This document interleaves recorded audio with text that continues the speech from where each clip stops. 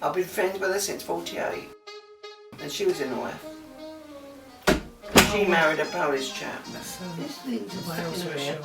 Oh no. Oh, she's got a kimono on as well, by the looks of it. I don't know when she took that one. And my husband was in the RAF. That's where we met, at Stafford. I was brought up with my nan and granddad. When I told them that I was courting a coloured chap, they wouldn't believe me. Because they said it wasn't true. And then he went to see them on his own. I was supposed to have gone, but I didn't go. I didn't go that weekend because I knew he was going to meet my nan and granddad. And they didn't think much of it because he was coloured. What year was it you met Dad? 1948. He came over the RAF from Jamaica for 1943. And we married in 1949. Was it love at first sight? Not really, no. Wasn't supposed to be going with him. We was told not to go with coloured people or officers at the time. It wasn't allowed, not on camp. What did they say about? And pardon? What did they say to you about whether they weren't allowed to go with the darkies? We were first went on the camp. We was told we was not allowed to go out with the coloured people, coloured men, or with officers. Because that was at that time things was like that. And of course, I was late in one night, 10 minutes late, and they give me a fortnight's jankers because I was seen with Steve, my husband, by one of the WEF officers. But I wasn't in uniform at the time, but I still got the fortnight jankers. He used to deliver the groceries. I was a cook at the officers' mess cookhouse at 16 New in Stafford. And then I met him at the dance hall, when we used to meet at the dance hall. At the town hall at Stafford, the dance hall. We used to have a lorry take us. So whoever wanted to go to the dance, we used to go to the dance in a lorry. And I used to meet him at the dance hall. Yeah, the dances on weekends, and then we used to meet there. We used to meet at the gate, but then I got caught out for going with him. Nan and Grandad, your sweetie jar is always full, just like your hearts of love for us all. You'll always be the most special people in my life. There are really no words strong enough to express the gratitude I feel. All my love, Zoe, Michael and Jordan. That's before little Mimi come along. So everyone wrote different things. They wrote their little poems and what they wanted to say. Some are longer than others for the 50th anniversary. So Amanda wrote one, I think. Just trying to find it. It's just so many. Beautiful picture of Zoe. I think the other ones are rather long.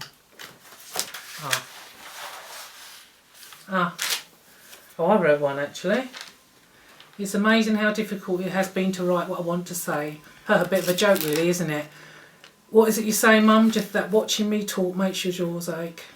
Finding the right words to express how lucky I've been to have you both as parents has not been easy. Anyway, here goes. So many of my memories of childhood through to adulthood have been stirred of late, like Sunday tea treats of chocolate cupcakes, like Thursday lunch of pilchards, tomatoes and mash, like love in abundance but very little cash.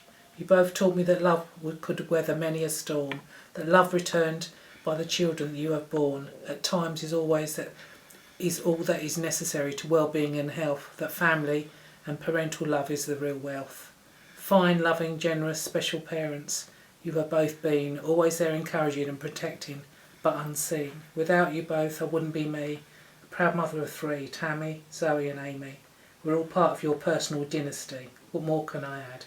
It's that you are both loved and treasured, Mum and Dad. That was me. Yeah. So we taught a lot of each other, so we carried on seeing each other. They didn't like the idea? Oh no, not at all. No, Why didn't they believe you? don't know. Didn't know me enough, perhaps. But So when they found out, what did they say? when he went to meet them, and then my nan wrote him a letter, but he never told me what was in it, saying not to see me no more. But we still carried on seeing each other. And then after that I went back to my mum and to live. I mean, I wasn't old enough to get married without consent. My mum gave me consent to get married to him. My nan wouldn't. So how old were you at the time? 19. So could you not get married before that? No, until 21. Wow. And how old was he? 25. So...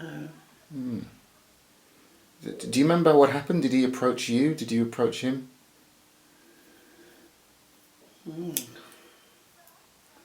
I think it's because when he used to fetch the rations down, I used to have to check them off from him. You know how someone is always after you or something, but I never thought nothing at the time. Because I was going with the boy back home. In Kent? Yeah. Right. But the chemistry was strong between you two? Yeah, I packed up with the one in Kent. Right.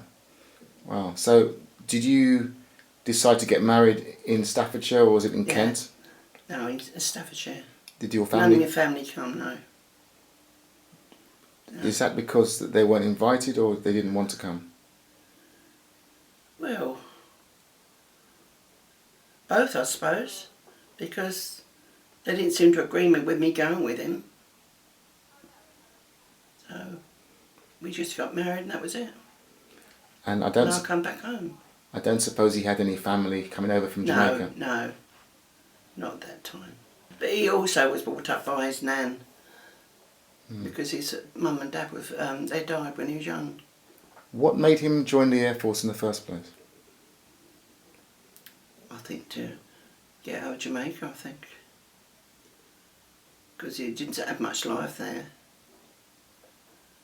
So he came over here to better himself. Did your husband face much prejudice within the services himself? I think so, because he got jankers for going with me. No, he did get jankers for going with me. So he wasn't allowed to go? Because he was an officer's driver. I know Mum refused to go for him to take her around after that. So she didn't want a coloured man taken around. Really? So... Wow. But he took that further, I think, but nothing come of it. He came over here and that's where it finished. His RAF days that he finished over here. He didn't ever go back anywhere else. Right. Yeah, so he spent his time over here. And, yeah, it must have been very different times back then. What was it like getting housing and things like this when you were back in City Street? It was what you were not asked about getting a job. Because when he was demobbed, he had a job to get a job. And I know he went to all different places and they refused to take him because they couldn't, and I mean, never said as much, but it's because of his colour. And even Ford's car people did. But Sharps was the only place to take him, was Sharps in town. Which is not there now. He took him, that's where he stopped until he retired. So he spent the rest of his time in Maidstone. Yeah. I don't suppose there were too many people from the Caribbean in Maidstone at that time. No, one, I think he was, because people used to think he was a doctor at the Maidstone Hospital. Well, West Kent then, West Kent Hospital at Greenham Road. Okay. Because he always went to work in a shirt and tie. Oh. He was dressed smart, but he was only working at Sharps. Right. Of course, when I had Susan, my eldest one, I gave her a photo because there wasn't many. You'd say colour people in Maidstone. But then, any time she saw anybody in colour, she'd call him Dad. He wouldn't eat nothing in tins when we first got married. Wouldn't eat fish and wouldn't eat nothing in tins. Why? I soon altered that. Yeah. Why would he not eat I anything? don't know, that's what he's brought up. Because they more or less grew all their own stuff out in Jamaica. Mm. I mean, it's lovely where you come from, but I don't think I'd like to have stayed and lived out there. And what was it like when you first went there? You've been there a few times, haven't you? Twice we've been there. Yeah. Went there. His sister, he only had one sister. She didn't accept me much. Mm. She didn't say as much, but you can tell. Mm. You know. But she wasn't nasty to me, but didn't accept me. Okay. And what about the rest of your family? I mean, did it take a while for them to warm to him? Oh yeah. Mm. And in the end, my nan, everybody she spoke, no, it was always Steve this and Steve that, where she meant to say her own son's names. His name was Steve, and that's the only Steve we had in the family. Mm. Oh yeah, she accepted him in the end, yeah, when she got to know him. Yeah. And she liked him. I feel like Irish there. Yeah. Oh, the famous tribal sharks parties. Yeah. We used to get them do our singing bit. Mm-hmm.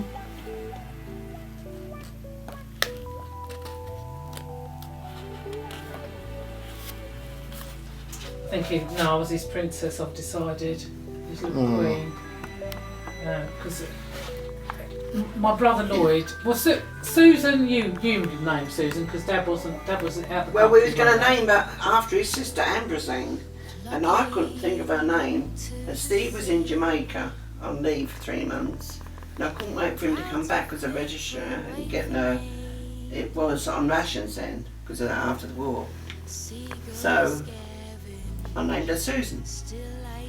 Well, Susan, Christine, Elizabeth. Yeah, Christine after Chrissy, my sister, Yeah.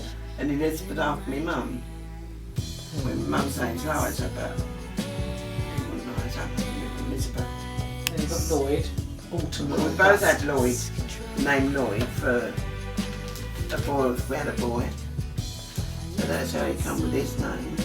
But Autumn and Augustus was after Dad's relations, and then along come Evil, and I let him name Evil. Thanks. Yvonne Zarina Cicine. Thanks. I think he made up the Cicine. And Yeah, we had Zarina, I Beverly. think, is the Tsar's wife, so that's why. And we had Really Beverly, cool. didn't we? Beverly Karen.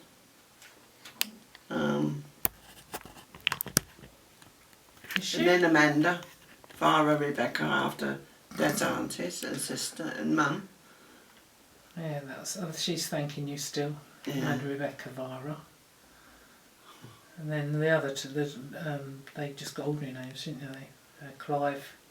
Is it Clive, named him Gordon Clive because I couldn't shorten him. Is he Gordon Henry? Eh? He's Clive Gordon Henry.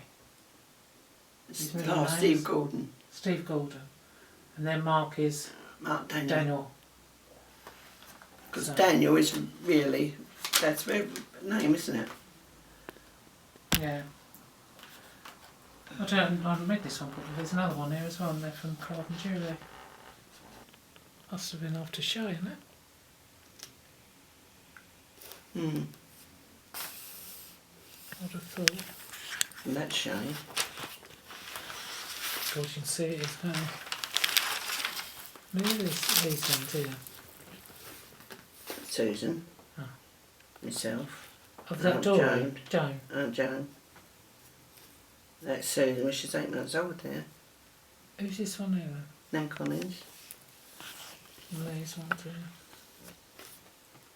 Oh, that's Aunt May again, That's isn't it? me, Aunt May. That used to be Charles Jan. And that's Lil Frag. And that was Aunt May's friend. And she used to work on the machine. We had 7 children.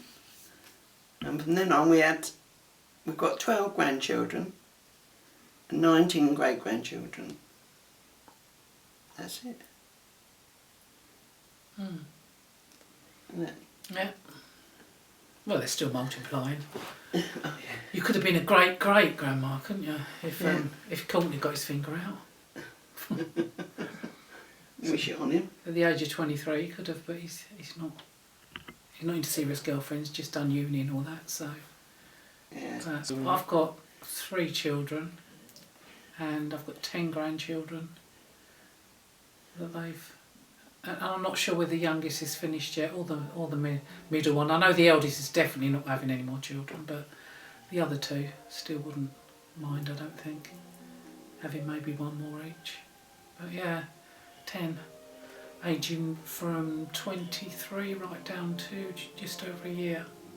So, and I've got 5 of each now. It was uneven for a long time, but now there's 5 boys, 5 girls. So, not done so bad. Well, do you also the story you told me then, Mum, about you only really didn't want children at all, Oh no. and then you only wanted how many? 2?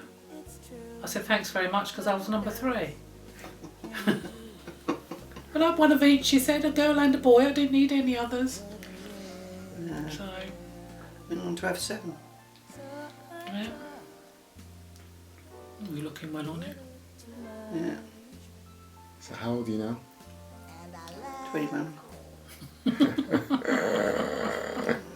I wish. 21 times 4. Yeah. So,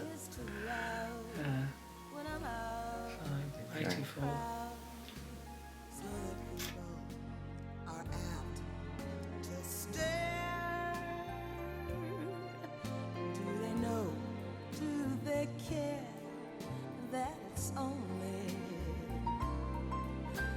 I'm lonely, no else can